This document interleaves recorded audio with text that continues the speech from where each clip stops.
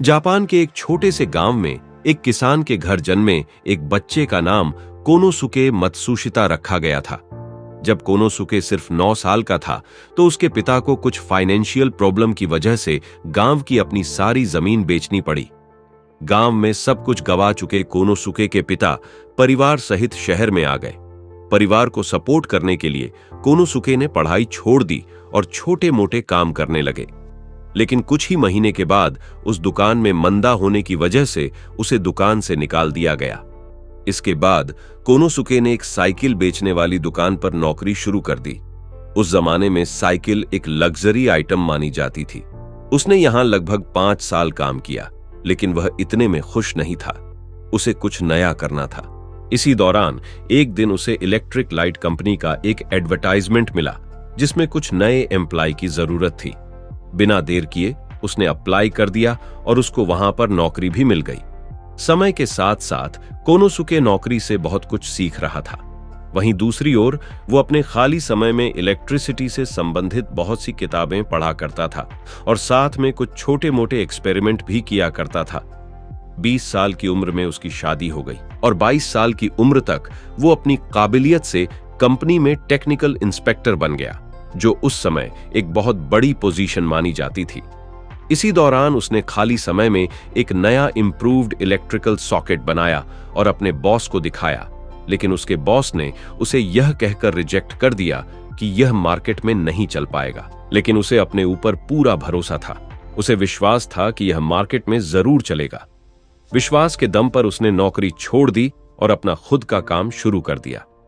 थोड़ी सी जमा पूंजी के साथ कुछ टूल खरीदे और अपने साथ काम करने वाले 2 वर्कर, अपने छोटे भाई और अपनी वाइफ के साथ घर पर ही सॉकेट बनाने लगा और खुद ही जगह जगह लाइट सॉकेट बेचने की कोशिश करने लगा।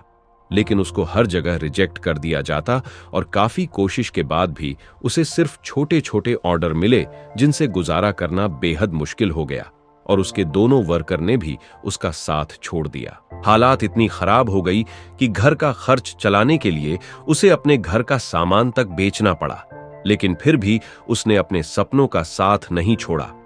हर रोज एक नई कोशिश करता अपने बनाए सॉकेट को बेचने की और हर दिन वो फेल हो जाता। कई बार उसे लगता कि उसे अपने सपने को छोड़ देना चाहिए और फिर से अपनी पुरानी नौकरी शुरू कर लेनी चाहिए।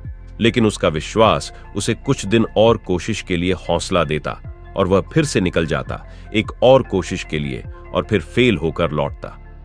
हालत बद से बदतर होने लगे। लगभग दिवालिया हो चुका था। उसके पास अब नौकरी ही एकमात्र ऑप्शन था अपनी स्थिति को सुधारने का। उसका अपने प्रोडक्ट पर विश्वास इतना अटल था कि वह हार मानने को तैयार नहीं था। उसी दौरान उसकी कंपनी को 1000 ऑर्डर मिला और उस दिन के बाद उसके बिजनेस ने एक रफ्तार पकड़ ली और उसकी कंपनी तेजी से तरक्की करने लगी।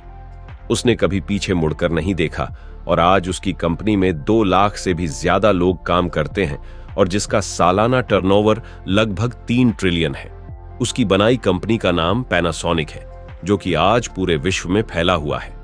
यह सब उस इंसान ने किया जो न ज्यादा एजुकेटेड था और न ही उसके पास ज्यादा पैसा था और न ही कोई खास बड़ी सपोर्ट थी। बस उसके पास अगर कुछ था तो वह था उसका विश्वास, जो एकदम अटल था। ये थी कहानी एक इंसान के विश्वास की। क्या आपके पास भी कोई ऐसी वजह है जिस विश्वास के लिए आप अपना सब कुछ दांव पर लगाने को तैयार हो जाएं? मुझे नीचे कमेंट्स में जरूर बताना, क्योंकि मुझे हमेशा आपके कमेंट्स का इंतजार रहता है। और दोस्तों, अगर यह वीडियो पसंद आया हो तो लाइक के बटन को दबाने में कंजूसी मत करना और अपने सभी दोस्तों के साथ शेयर भी जरूर करना। धन्यवाद।